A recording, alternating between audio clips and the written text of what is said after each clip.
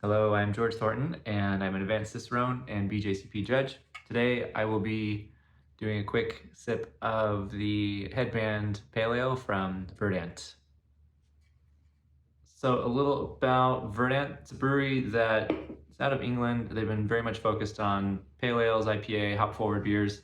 And I'd say for me right now, they seem to be one of the most consistently quality focused, stable flavor profile, definitely hop forward breweries that I'm finding in Europe, but uh, not only for their hop forward beers, but even for some of their lagers and other more kind of, you know, classic styles outside of lager or outside of hop forward, because of course, pale ale, IPA would also be classic, but they do tend to focus on kind of more modern interpretations of, hazy. But as you can see, this poured a very nice orange bergamot sort of color, and touch of gold in there.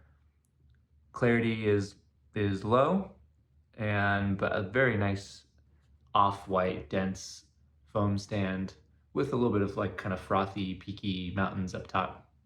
The aroma, even as I poured it, was definitely leaping out of the glass. Lots of tropical fruit and citrus.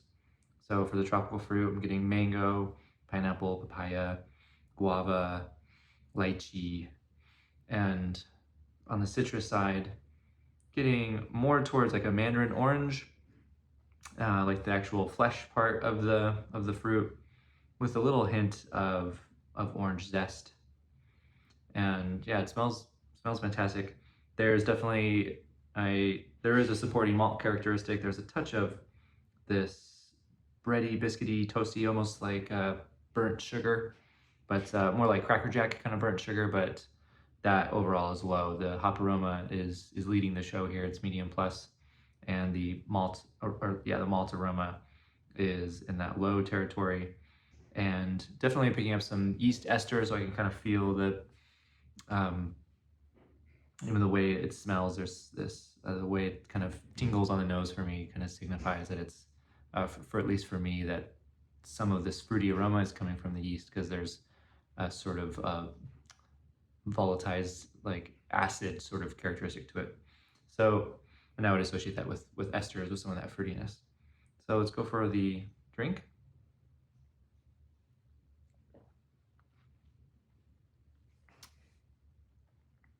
Super fresh and crisp. This can is maybe 3 weeks old now, so that's nice. On the initial impressions, again, the hop characteristics definitely leading the show here. A lot of that tropical and citrus uh, descriptions are kind of coming up the same. The hop overall flavor stays medium plus. The bitterness is medium minus.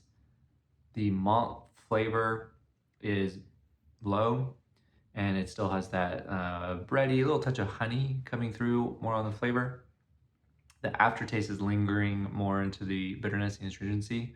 So it tells me that it's pretty well balanced in terms of the bitterness that's there to cut through the malt characteristic is just enough to sort of keep it balanced towards the hop profile itself. But then it's also dry enough where, as that sort of malt sweetness drops off, that lingering bitterness plays a pretty substantial long note. And I find that quite pleasant.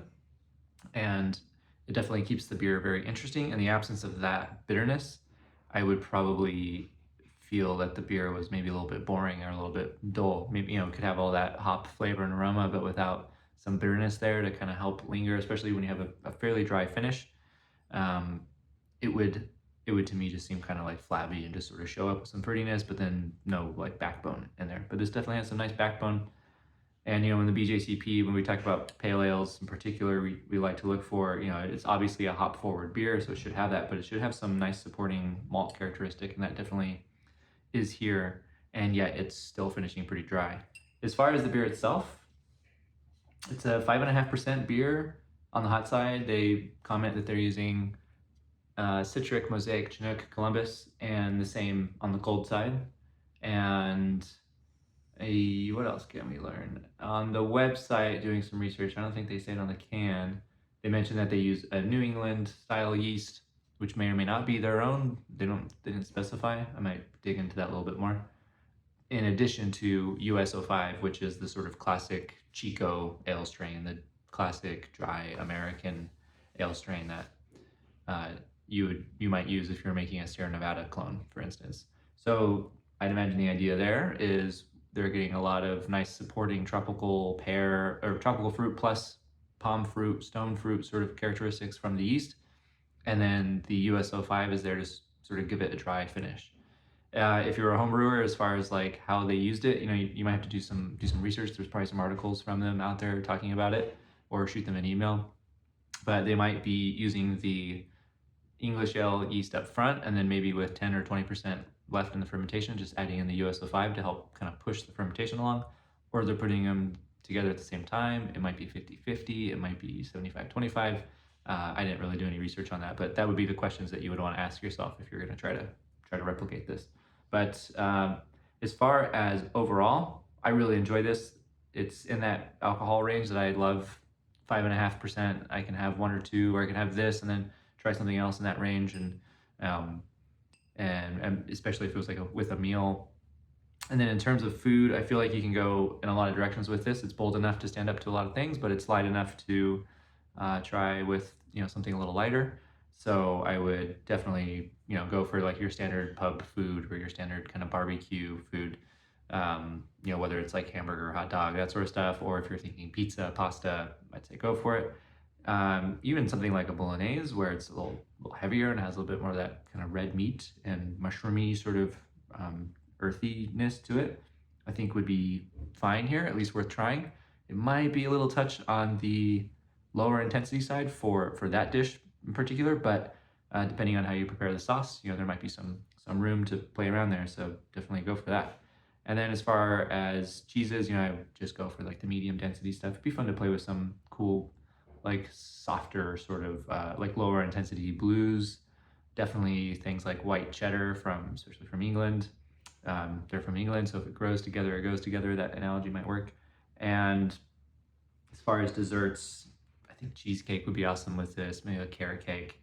Something that's subtle on the chocolate side could be fun to play with, but I do feel like having something that's more on like the kind of creamy side of things would be fun. Maybe playing around with some fruitiness, whether it's like a fruit tart, etc. But that would be pretty much my overall assessment of this. Fantastic beer, definitely a beer that if I see this on tap fresh some point, I'm gonna feel like I need to order it, because it definitely feels like a beer I want to go back to. And as far as if I were to maybe keep some of these in the fridge, it seems like an option that I would choose for the type of stuff I enjoy to have around. And what else? Subscribe, like, reach out for any questions or comments, and we'll see you next time. Enjoy. Cheers.